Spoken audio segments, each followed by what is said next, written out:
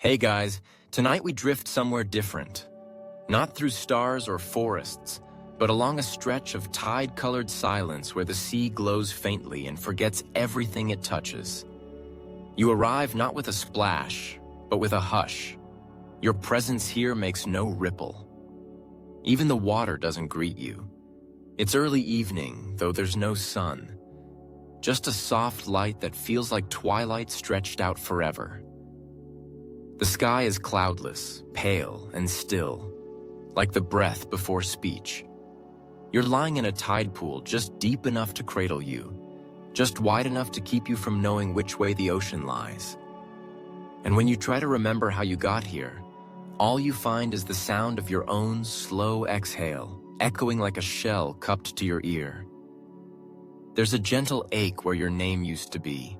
You don't panic, you don't flail, you just notice. The absence doesn't hurt. But it does feel curious, like when you walk into a room forgetting why you came. Your skin is warm, but not your skin. Your breath is here, but not the kind that keeps lungs moving. You're not alive exactly, but you're also not alive. It's more like unbusy, no to-do list, no obligations, no endings, but no beginnings either. Just floating, just being. You probably wouldn't survive this place if you were still attached to a body. So, before you get comfortable, take a moment to like the video and subscribe, but only if you genuinely enjoy what I do here. And let me know in the comments, where are you listening from, and what time is it for you right now? Now dim the lights, maybe turn on a fan for that soft background hum, and let's ease into tonight's journey together. Your limbs begin to move, not from effort, but from suggestion. The water lets you go gently, like it's used to this. You step onto sand that's smoother than memory, yet dry without heat. It yields just enough to remind you, yes, you still have weight. You begin walking without a destination. The shoreline stretches endlessly in both directions. No footprints, no tides, just the rhythm of waves that arrive without change, like time playing the same note over and over. The kind of rhythm that isn't comforting, it's hypnotic. It doesn't ask you to feel, it simply hums beneath you, waiting. Some Polynesian traditions speak of this kind of space. Not quite the land of the dead, not quite the place of rebirth.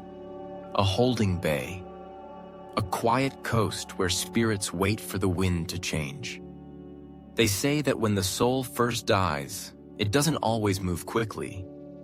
It watches, it waits. It listens for songs long forgotten. You stand still now.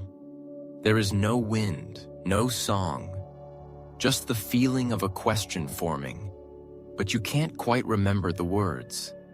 Something inside you wonders how long you've been here. But there's no answer, because there's no before, no last thing to remember. Your life is a foggy dream, tucked inside a shell left on the sand. You look around, no other souls, no footprints but your own. The boredom begins to bloom, not in a loud way, but like salt crystallizing at the edge of stillness.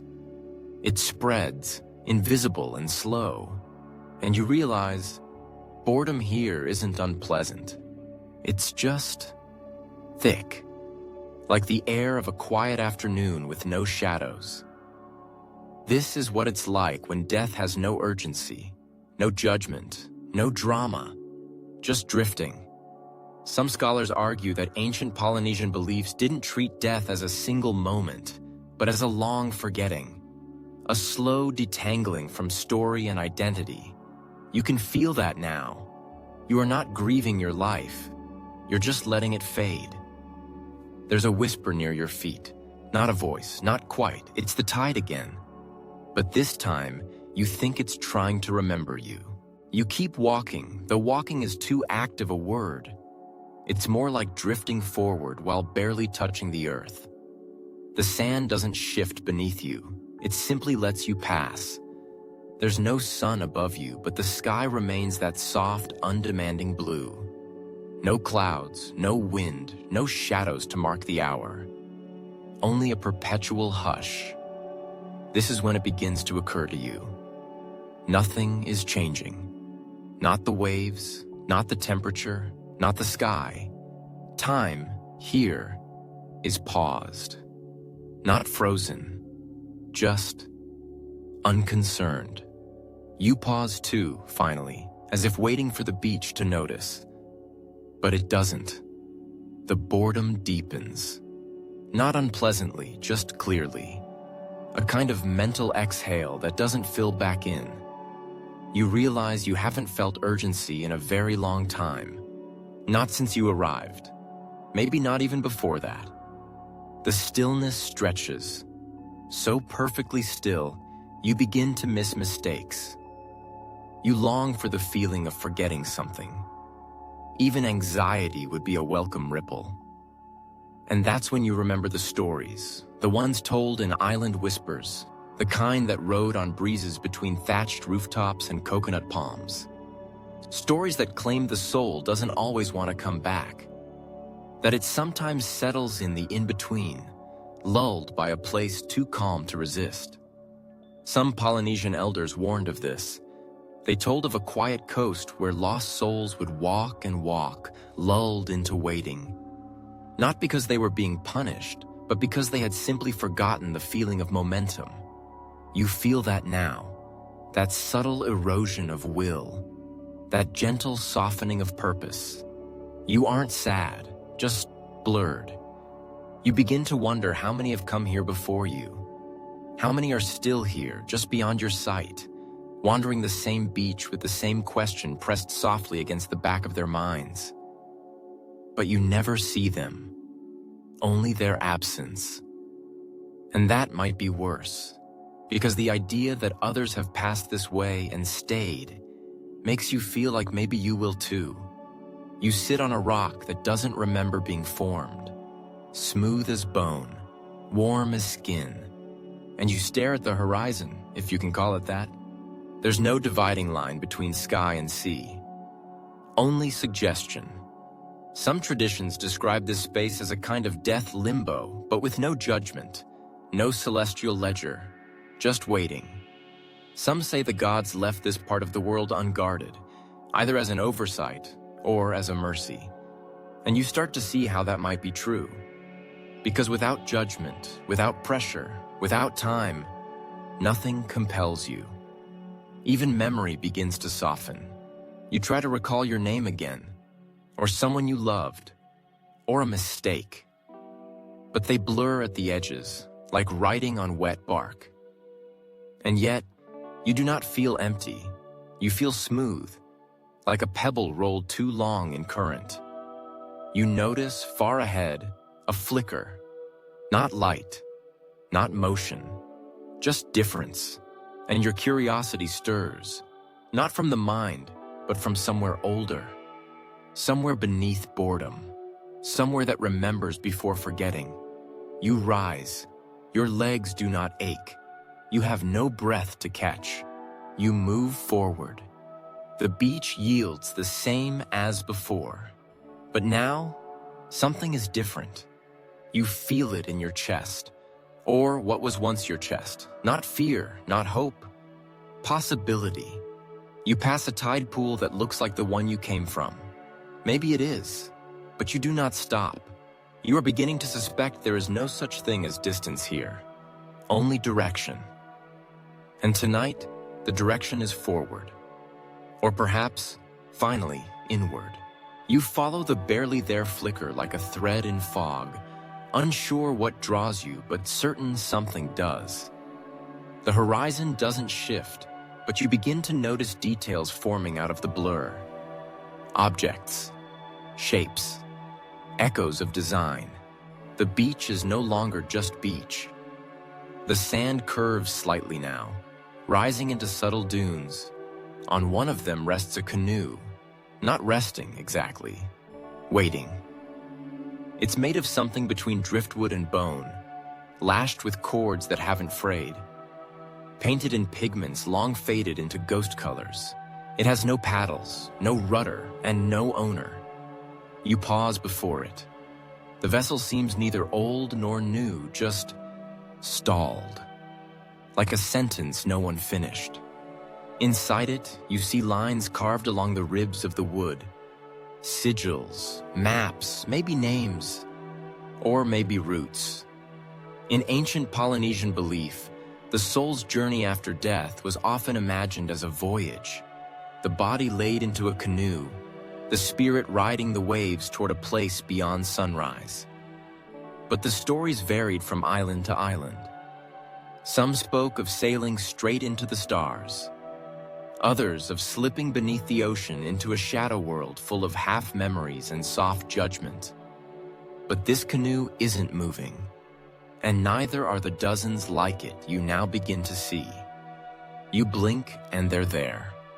Hundreds of them, scattered across the shore, half buried, half waiting. Each one unique, yet all unfinished. Some upright, some on their side, some with ropes curled around the bow like forgotten questions. No sails, no wind, just silence. You feel their story pressing gently against your awareness, like waves that don't break. They were supposed to carry someone. Maybe they did. Or maybe the soul was late. Maybe the ocean didn't rise. Maybe no one sang the departure chant.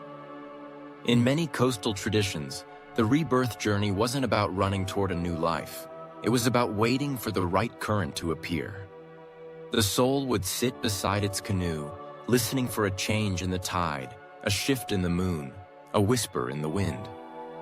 And if it didn't come, the canoe stayed, and the soul wandered.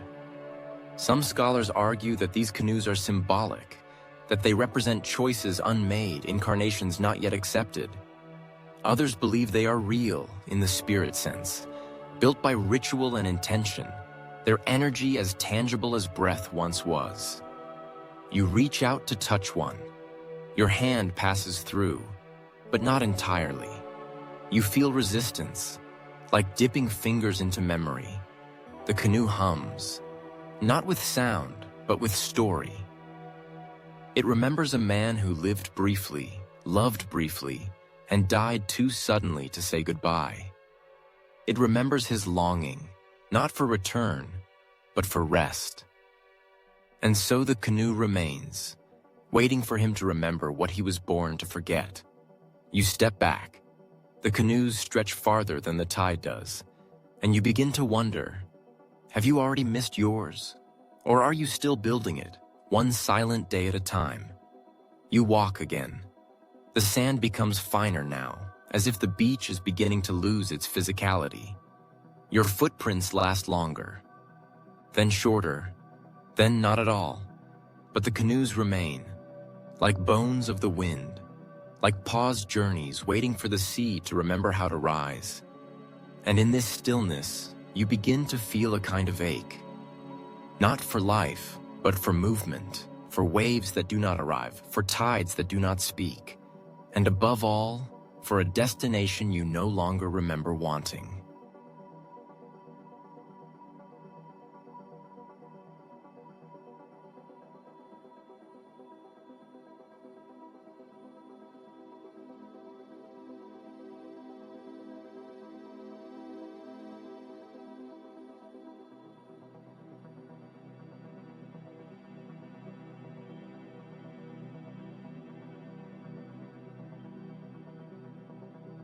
You follow the curve of the beach until the sand grows soft again, feathered with seaweed that never smells, tangled in shapes that seem arranged, though no hand touched them. You begin to hear something, not the sea, not your thoughts, but a sound drifting like incense across the horizon. It's a chant, faint, in a language you've forgotten, but your body hasn't. It moves in spirals, upward, not sung by mouths, but by memory, a tone made of wind and distance. You walk toward it, and as you walk, the air changes. It thickens, not with warmth, but with weight, like stepping into someone's breath, The chant grows clearer, not louder, just closer. It's coming from the sky, or maybe through it. The song folds down over your shoulders like a lei of invisible feathers. It does not call your name, because you don't have one. It calls something older than that. Some Polynesian chants were never meant for the living. They were sung to stir the sky, to remind it that a soul was ready to pass, or return, or pause. In certain archipelagos, only high priests were permitted to sing these songs, standing barefoot in sacred groves, facing east, letting the tones rise at dawn. Some traditions suggest these chants were delaying tactics, meant to hold the soul in place until the village was ready for its next child. A waiting spell disguised as a welcome. You hear the rhythm now, 5 beats, a pause, 3 beats, a pause. The pattern turns into breath, and then you begin to feel it, not just as sound, but as invitation. The chant is not summoning you forward, it's asking permission. Would you like to come back? Would you like to be born again? You don't answer. Not because you're uncertain, but because the question is too vast for words. And maybe that's the point. The chant shifts. You hear phrases, half formed, half remembered. The wind will rise when the stone is ready. The soul that remembers returns whole. Do not swim until you've dreamed the next name. They don't come from your ears. They come from the air around your thoughts. You walk a little further, and the beach narrows into a spit of land extending into nowhere. There's a platform made of stone, ancient, cracked, but not ruined. A ceremonial place. You feel it before you see it. You step onto it. No instruction, no voice, but you feel what should be done. You sit, facing east, like the priests once did, and you wait. Some scholars say these rituals faded long before the modern era, forgotten under tides of conversion, colonization, and time. But others whisper that the chants still live, passed secretly from breath to breath, sung over newborns and the recently departed by grandmothers who never forgot. You feel those grandmothers now, not near you, but with you. Their songs not sharp, not sweet, just steady, like a drum that doesn't demand dancing. You don't know how long you sit, because there is no time, only tone. Only the slow recognition that maybe, just maybe, this chant was not meant to bring you home. Maybe it was meant to wake you up, because beneath the boredom, beneath the stillness, something stirs. A pull, not strong, but steady, like the first ripple of a long-forgotten tide.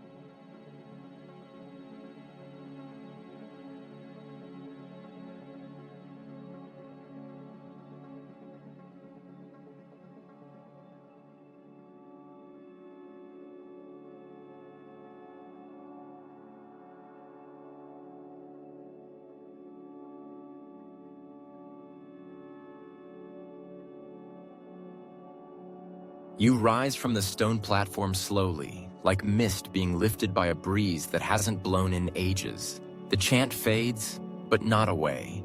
More like it steps back into the folds of the air, waiting for the next soul to sit in your place. You step down to the sand, and the sky is the same, pale, directionless. But now, your attention draws downward. The earth is whispering, not in words, but in shapes. Footprints, faint ones. Some belong to bare feet, others to woven sandals, all old, none fresh, like the memory of a procession that never finished. You follow. The prints lead you toward an outcropping of coral rock, weathered smooth. Nestled in a hollow there, you find something. Tools, bone chisels, fragments of polished shell. A mallet made of driftwood bleached nearly white. They lie in patient silence as if still waiting for hands. You kneel and the air around you thickens. Not heavy, not dark, just still, like breath held in a sacred moment. In many Polynesian cultures, there were artisans assigned to prepare death tools, ritual objects used in ceremonies to guide the dead, honor the transition, or mark sacred passage. Some carved curved implements to prepare the bones for burial. Others etched symbols into canoe hulls, fish hooks, and even into volcanic stone. These symbols weren't decorative. They were instructions, glyphs meant to inform the soul where to go next.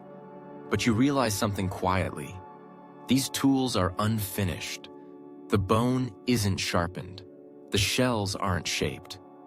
The symbols stop halfway, as if the hands that once crafted them simply paused and never resumed. Some stories say that the moon carvers, those tasked with crafting the soul's passage, grew bored or tired or forgot what they were waiting for. That over generations the rituals became too slow, too long, that even death had grown weary. You run your fingers along the carvings. They hum beneath your touch. Not sound, not memory, intention. The intention that once created them still lingers, like the scent of a flower long dried. You look up, and for the first time since arriving, you see others. Not clearly, not in shape, just impressions. Faint forms sitting in the distance beside other tools, other hollow stones, other unfinished altars. They do not look at you, because they are waiting, not for you. For the moment they'll remember how to begin again. You feel something stir in your palm, a fragment of shell shaped like a crescent. You press your thumb to it. It fits perfectly, and for one small second, you remember something. Not a life, not a name, but the weight of purpose, and it is enough to carry you forward. You rise, the tools remain, still unfinished, but no longer forgotten.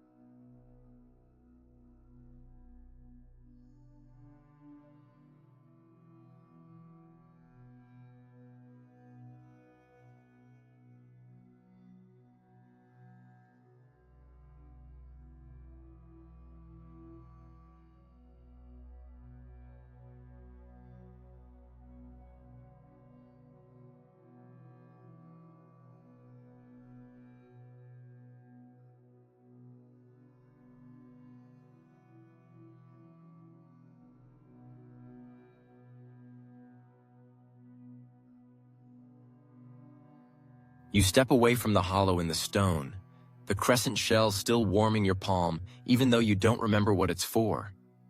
The wind is starting to speak again, only barely, just enough to shift the air around your ankles, like a sigh too tired to rise. The beach has changed again.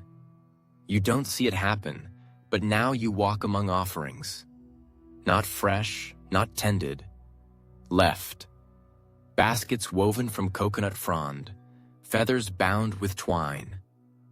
Fruit turned to shadows of its former shape. Papaya, star apple, banana, each softened into a quiet blur of color. There are no hands here placing them, But someone once did, and someone once waited.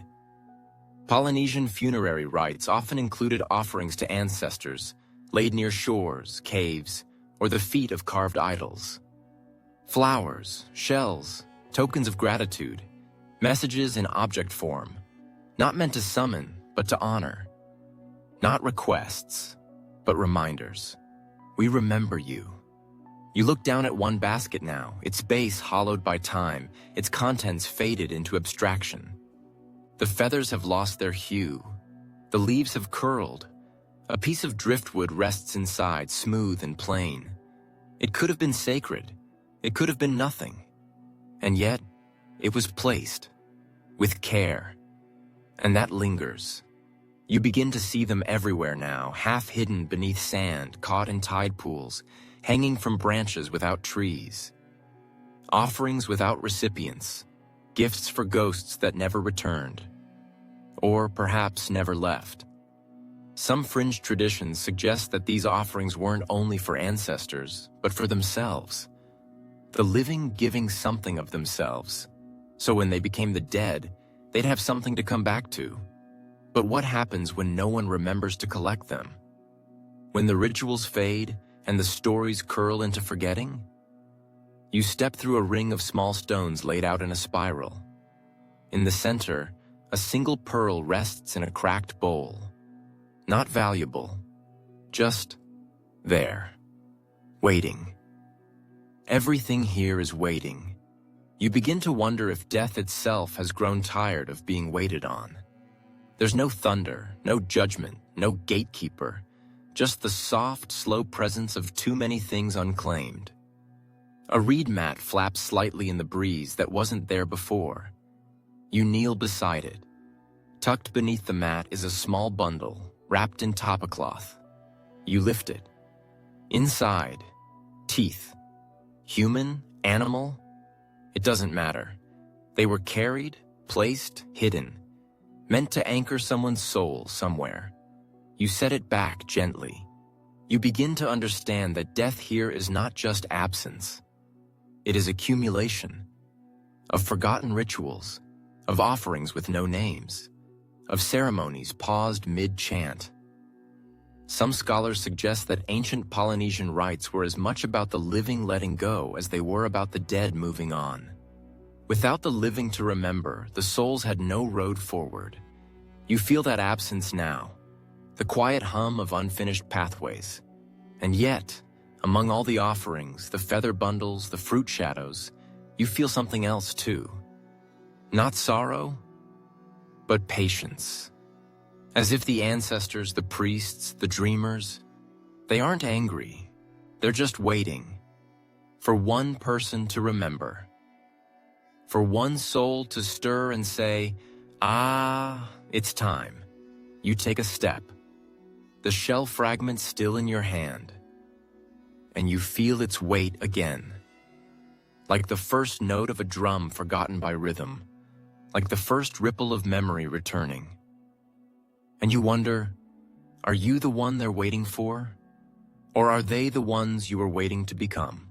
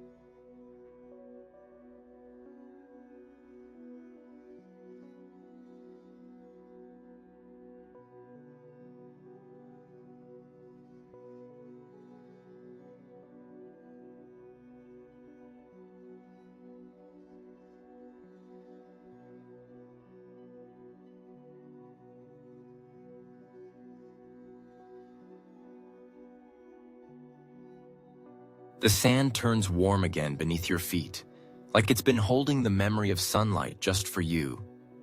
The air doesn't change, but something in it does. You feel watched. Not by eyes, not by presence, but by expectation. It isn't heavy. It's quiet. Gentle even, like when a room hushes just before someone starts to speak. You step into it. There's a bend in the path now, if you can still call it that. A natural curve in the coastline that narrows into a crescent inlet. There, nestled between two stones wrapped in sea vines, stands a single post. Weathered, hollow.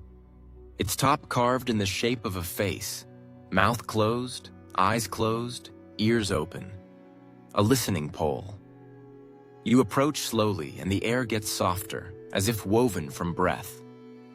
There are no offerings here, no chants, no decoration. Only the pole and the stillness. And a name, one you don't remember having, whispers through your thoughts. The listening post remains silent. And yet, you know the story. A tale passed in pieces, in dreams whispered through palm fronds. There was once a high priest who was meant to die at dawn and be reborn before sunset. But he overslept in the afterlife, missed the chance, missed the boat, missed the moment. And so they say, he waits here still. Not bound, not punished, just late. The wind circles your feet. Some say the priest built this pole himself, hoping that someday another soul might wander by and wake him. That the post listens for footsteps, for names, for songs that carry keys. But no one has come, not in centuries, maybe not ever. And still the post listens. Some traditions suggest that missed reincarnation windows aren't final. That time in this place is more like tide, fluid, forgiving. That a soul can sleep through its moment and still return. Others argue the window is sacred. Miss it and you drift. Become the breeze. Or worse, the silence between waves. You place your hand on the post. It's cool, smooth. It hums. Not in sound, in waiting. You feel a voice rising in you, but it's not yours. It's not anyone's. Just something needing to be said. A hum, a tone, a half-formed name. You release it into the air, and nothing happens. No lights, no rumbles, no priest stepping through the veil. But the air changes, just a little, and you realize something profound. The rituals of rebirth don't require completion. They require witness, someone to remember, someone to say, I see this. And maybe that's all the priest needed. Maybe that's all any of us need when the next step feels far away. You step back. The pole remains.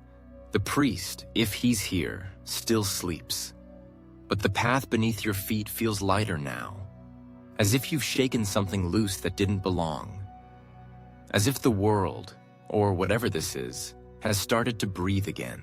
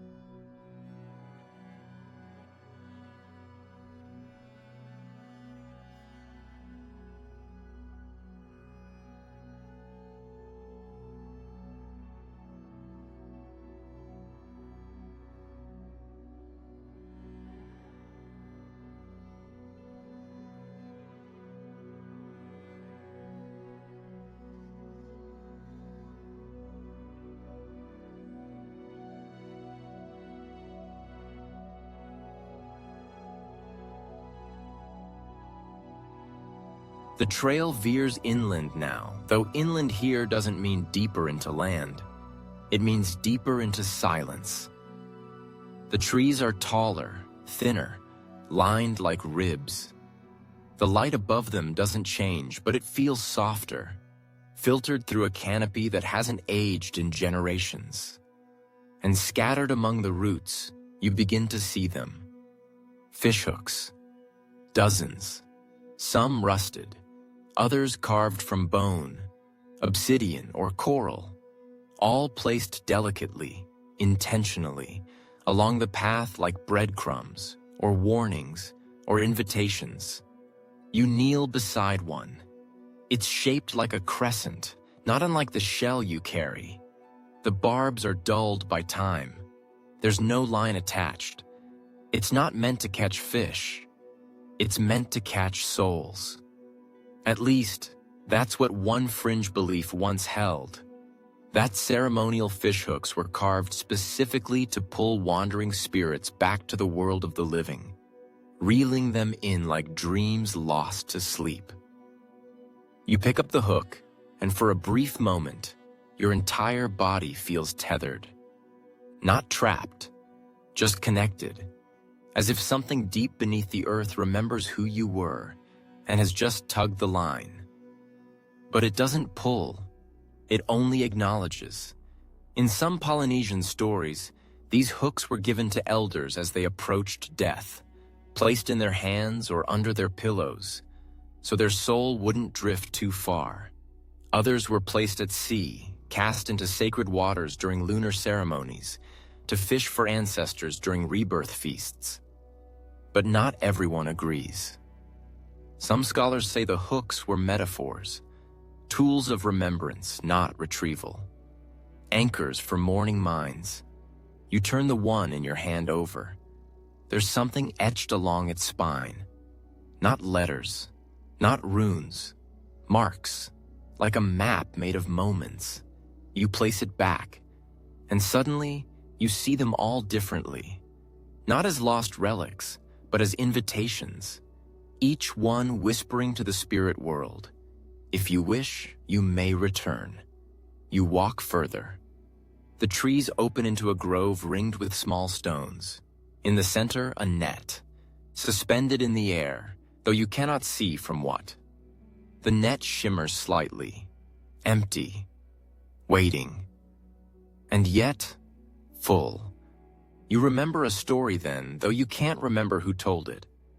A tale of a fisherman who dreamed his death before it arrived. In the dream, he was cast out to sea, line trailing behind him. But instead of catching anything, he was caught by a net woven from every name he had ever answered to. You feel that now. Not fear, just recognition. The soul, some say, is always half-hooked, either by the world it left or the one it's yet to enter. You walk around the net. It sways slightly, as if stirred by your presence, but you do not touch it. You already carry your own hook, and tonight, that feels like enough.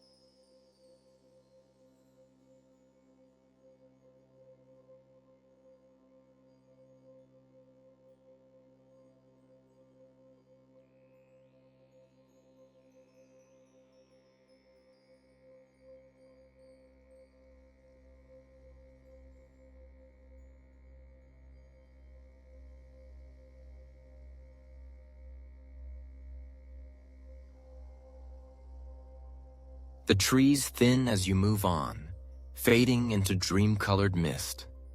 The light returns to that familiar shade of soft silver, like moonlight without a moon. There's a hush here, not empty, but waiting, like a theater where the play hasn't started, or ended, or maybe already did and you're just lingering in your seat. Ahead, you see movement. Not threatening, not human, playful. A shimmer of a child, bare feet, wild hair, and laughter that sounds like sunlight on waves. They don't speak, but their presence pulls you forward toward a clearing ringed by stones carved into spirals, suns, and waves. In the center, an old woven mat, slightly frayed at the edges. And on it, shells, smooth stones, carved sticks, and scattered seed pods. A game. You sit across from the childlike spirit, and they tilt their head, as if waiting to see if you remember the rules. But you don't. Not at first. And then the pieces begin to move, not by touch, but by your memory trying to reach out. Every item you touch shifts something in the air. A tone, a smell, a flicker of a moment. You touch a shell, and a flash of your past life whispers through you. The smell of earth, the scrape of bark, a name you no longer answer to. You touch a seed pod and hear a lullaby in a language your new tongue has not yet learned. This is the sacred game of remembering. In some Polynesian villages, it was said that before rebirth, the soul must pass a kind of playful test, not to prove its worth, but to reveal whether it was ready to remember anything at all. Some traditions spoke of children born too clean, with no trace of memory, and others who returned too heavy, remembering things they were not meant to carry. This game was meant to balance that. You pick up a carved stick and suddenly feel fear, just for a moment. Then it fades. The spirit child laughs, not cruelly, just knowingly, as if to say, "Yes, that one's yours. Let's set it down now." Some scholars think this game was a metaphor for reincarnation as a sorting process, a way for the mind to settle into a new body with only the memories it needed. Others say it was an actual rite, a dream dance performed by elders to guide the newborn soul. You and the spirit continue to play. There are no points, no rules, only remembrance and release. You smile now, not from joy, but from recognition. You feel the pieces inside you moving, like sand stirred by tide, and as the last stone is placed, the spirit child vanishes.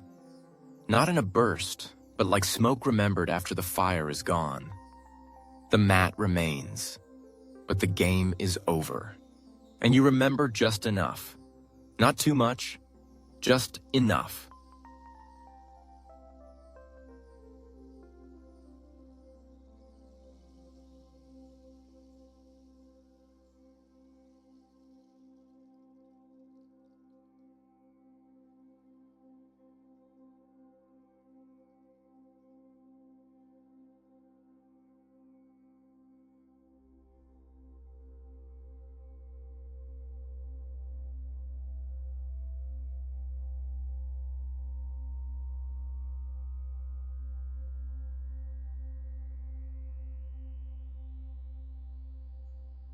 You rise slowly from the mat, still feeling the ghost of the game in your fingers. Not the rules, there were none, but the textures, the remembering, the places inside you that quietly rearranged themselves. The air has changed again. Not louder, not darker, just thinner, more distant. You walk and the world around you seems to pause in place, like even the trees and sand are waiting to see what you'll do next. And that's when it strikes you. You don't want to go. Not forward, not back. You don't want to be reborn. You don't want to disappear. You just want to stay here. You stop walking. The path keeps stretching, but you feel your will like a stone settling gently at the bottom of your awareness. Not heavy, just still. And it's in that stillness that you hear it. Not sound, not song. Silence with a mood. Boredom. But not the impatient kind. not the teenage kind. This is ancient boredom, the kind that exists where time stops, the kind that drapes across your shoulders like a wet cloth and whispers, "Why move? Why bother? Why begin again when forgetting is easier?" Some Polynesian beliefs warned of this, that souls who linger too long in the in-between might grow too comfortable, not from joy, but from apathy, that they forget the friction of life, the bite of air, the ache of love, and in forgetting those, they forget why they ever wanted to return at all. You understand now. This is the danger, not judgment, not suffering, not punishment, but peace that lasts just long enough to make purpose fade. You look back toward the grove. The net still hangs. The fishhooks still hum. The canoe still waits. You could stay. Many do. Some become winds, they say. Others dissolve into stories. A few become the tide itself, rolling back and forth across centuries with no destination. Some scholars argue these myths were symbolic, cautionary tales to remind the living of urgency, of choice. But others whisper that there are souls still wandering, not because they must, but because they can't quite remember why they wanted to do anything else.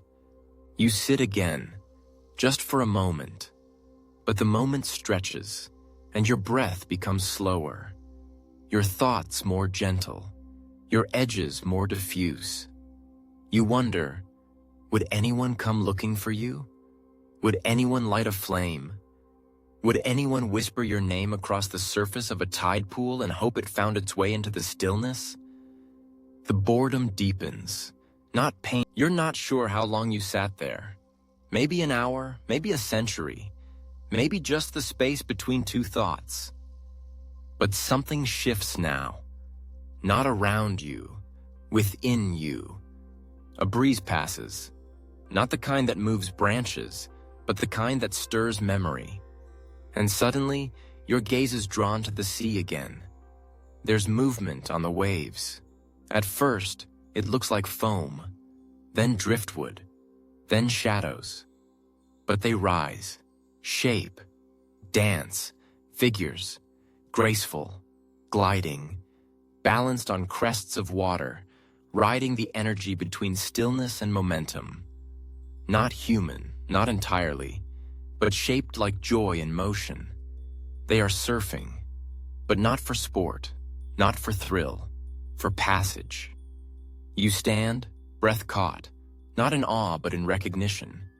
You've seen this before, not in this life, maybe not even in a life, but in that place between stories, where symbols teach what language cannot. Some Polynesian cultures once spoke of souls who surfed between lives. Rebirth not as a door or descent, but as a wave caught at the perfect moment, balancing between forgetting and remembering. You walk toward the shore. The figures ride long, shimmering boards carved from moonlight and shell. Each movement flows like music, like laughter, like prayer. Some spin in spirals, some dive and return. Some vanish into the water without a sound, reborn perhaps, or return to waiting. You reach, the sea flattens once more. No more surfers, no more shimmer, just water as mirror, reflecting a sky that hasn't moved since you arrived. You step away from the edge, back toward the beach, and you notice something new. A figure waits beneath a tree with no leaves, only woven branches that spiral upward like smoke frozen in wood. They are old, not in age, but in weight. Their skin is etched with symbols, not drawn but grown, as if the lines were whispered into them by time itself. You draw closer, and they nod, barely. Their eyes are closed, but they see you. One hand lifts, and you notice what they're holding. A tattooing comb, carved from bone and blackened at the teeth. Their other hand lifts, resting lightly over their heart, where the tattoos are thickest, layered in spirals and wave patterns, constellations and birds. It is not decoration. It is navigation. In ancient Polynesian belief, certain tattoos were said to guide the soul after death. Symbols etched not for the world of the living, but for the waters beyond it. You kneel beside the elder spirit. They do not speak, but you understand. They were once a guide, one of the last. Their own ink is a map to a place now forgotten, or perhaps remembered only in dreams. You glance down at your own arms. They are bare. No story, no direction, no coordinates burned into your soul's skin. Some say that in the old days, every child received the first line of their death tattoo within a moon of their birth. Each life event added another. By the time death came, the body was a book, telling the soul where to go next. But you were never inked. And now you are lost. Or maybe not lost, just undocumented. Some fringe traditions believe the tattoos weren't always visible, that they were written in actions, not patterns, that each decision, each kindness, each grief etched itself quietly into spirit. You touch your chest. You feel something warm there. Faint, not shaped, but real. You look back at the elder. Their eyes remain closed, but they smile and lift the comb slightly. You offer your forearm. The first tap does not sting. It remembers. And so do you. Not everything, just enough. The elder's hand lingers, and you feel something form beneath the skin. A mark, a direction, a sentence, half written but ready. And then they lower the comb. Your gaze meets theirs. And this time, the eyes are open. They whisper nothing. But you hear, when you're ready, the way will find you. You rise. The tattoo glows faintly, then fades into skin. Not gone, just sleeping. Like you. But not for long. You walk with your new tattoo, if you can call it that, though no one else could see it. Not even you. But you feel it, like a weightless current moving beneath your skin, guiding your steps ever so slightly to the left. The trees vanish behind you. The sand hardens underfoot. The light takes on a soft orange hue, as if a fire had been lit somewhere behind the horizon. And then you hear them. Drums, but they are not steady. They are broken, offbeat, wandering, unsure of themselves. You follow the sound. It leads you to a circle of carved logs, each one a drum, each one surrounded by shadows, not people, not yet, just imprints of motion, flickers of dancers who forgot the rhythm. A single beat tries to hold the tempo. It falters, then picks up again, then falters. In ancient Polynesian rites, drums called souls home. Their rhythms were not decoration. They were coordinates, pulsing messages to the world beyond. When someone died, the drums began. And when someone was born, they ended. But here, the rhythm is lost. No dancers gather, no chant joins. Just the effort of memory trying to keep time. You sit near one of the drums. It shudders beneath your presence as though remembering your name, or someone else's. Your tattoo hums slightly, but you don't move. Some believe the rebirth ceremonies relied on precision. The soul, caught between forgetting and remembering, followed the beat back to the land of breath. If the drum wavered, the soul might wander. Others believe the drum was not for the dead at all, but for the living. That keeping the beat was their way of proving they still knew how to welcome the next arrival. You press your palm to the drum. It stills. The shadows pause. And suddenly, you hear the space between beats. That's where the call is. Not in the rhythm, in the absence of it, You begin to tap, not quickly, not perfectly, but honestly. A simple pulse. 1, 2, pause. 1, 2, pause. And then something stirs. Not in the trees, not in the air, but in you. The drum answers back. A second beat joins, then another. Not in unison, but in remembrance. You don't know the pattern, but the pattern knows you. You rise. The rhythm follows. And for a few moments, the boredom you've carried since the tide pool feels far away. Because for the first time, you are not waiting. You are calling. The drums quiet, not all at once. They fade like breath at the edge of sleep. One beat at a time, slipping back into the hush that held them before you arrived. But something in the stillness is different now. It holds warmth, movement, anticipation. You follow the path carved by that silence, and ahead, a flickering glow pulses on the horizon.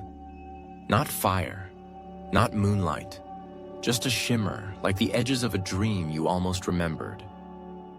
You walk toward it, and there it is. A village. No gates, no guards, no people. Just homes made of woven reed and stone, arranged in a perfect crescent around an open clearing. Mats are laid out, bowls are filled, torches are lit, though no hands lit them. The houses are clean, the firewood is stacked. It looks ready, but it has been waiting a long, long time. In the center of the clearing stands a long pole wrapped in colored cloth, faded now, but still soft. Beneath it, a circle of stones carved with symbols, the same ones etched in the skin of the elder you met. The same ones now humming faintly beneath your own. This is the village that waits without asking. In certain islands, it was said that every 7 moons, a spirit village would rise just for one night. Built in the in-between, it would stand ready to receive a soul who'd chosen to return. Mats laid out. Drums played. Fire started. But if no soul came, the village would wait. And wait. And wait. Some say entire generations of spirit villagers would prepare over and over, hoping that one day the tide would bring someone back. Others believed the village wasn't real, but an idea held by the living to keep hope alive. A way of saying, we'll be ready whenever you are. You step through the entrance. No doors to open, no permission to ask. And yet, the moment your foot crosses the threshold, you feel a subtle shift. The choice, not forced, not demanded, but present. Would you like to stay? Would you like to return? Would you like to forget? You move through the village slowly. One house has your scent.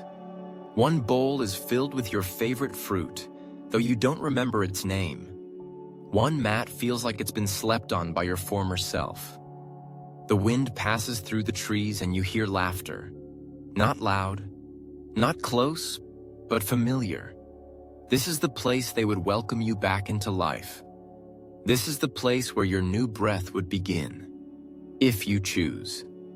But the village does not ask. It does not beg. It does not even notice you watching. It simply waits, softly, eternally. And in that stillness, something in you softens too. Because now, for the first time, you realize this. You're not afraid to return. You're just not sure you remember how. You leave the village gently, not because you've chosen to, but because your feet move before your thoughts do. The path leads downward now, through sea fog that glows faintly around your ankles. The sand grows wetter, the air grows warmer. Every breath feels slower, heavier. The ocean appears again, but this time, it isn't silent. It pulses, not in waves, but in breath. like the sea itself is sleeping, and you are walking across the edge of its dream. You step into it without hesitation. The water embraces you like it's known you for lifetimes. Like you've done this before, and maybe you have. Somewhere beyond the swell, a hum begins to rise. It is not a chant, not a drum, just a vibration in the space where your name used to be. The tattoo on your arm warms. The fishhook inside your memory shines. The game pieces you left behind flutter slightly in your wake. You are dissolving, but not vanishing. Becoming tide, becoming breath again. In ancient belief, it was said that the soul, before rebirth, would pass through the mouth of the ocean, not to escape death, but to complete it. A full exhale into the world of forms. Some traditions held that this moment was a soft forgetting, a release of everything learned, but not the wisdom itself. That the soul would carry forward not stories, but tendencies. Not names, but questions. You feel that now, not who you were, not what you want, just why, not an answer. A resonance, a tone sung beneath skin, and you realize you are not afraid. You are not waiting. You are not bored. You are ready. The water deepens. Your feet lift. The sky swirls. The sea folds around you like a cradle built of everything you used to be. And you breathe. Not in, not out, just enough. And now, you float. Not through place, but through presence. Your thoughts have softened into shoreline. Your name is tucked beneath the waves. Your story no longer matters, not because it's gone, but because it has been woven into something larger. You are breath now. You are tide. You are the echo of a ritual once whispered under eclipse light. You are the pause before the drum resumes, the hush before the soul remembers its next desire. And all around you, the world is quiet, but not empty. It is holding space for your becoming.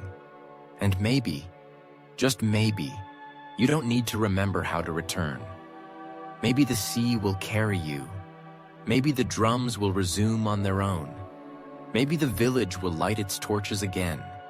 You do not need to try. You only need to rest. Let the tide cradle you. Let the name return slowly, like dawn over salt water. Let your next breath begin, not as a command, but as a kindness. Because death was never the end. It was the stillness between. And now it fades, and now it hums, and now it waits with you until you're ready to wake.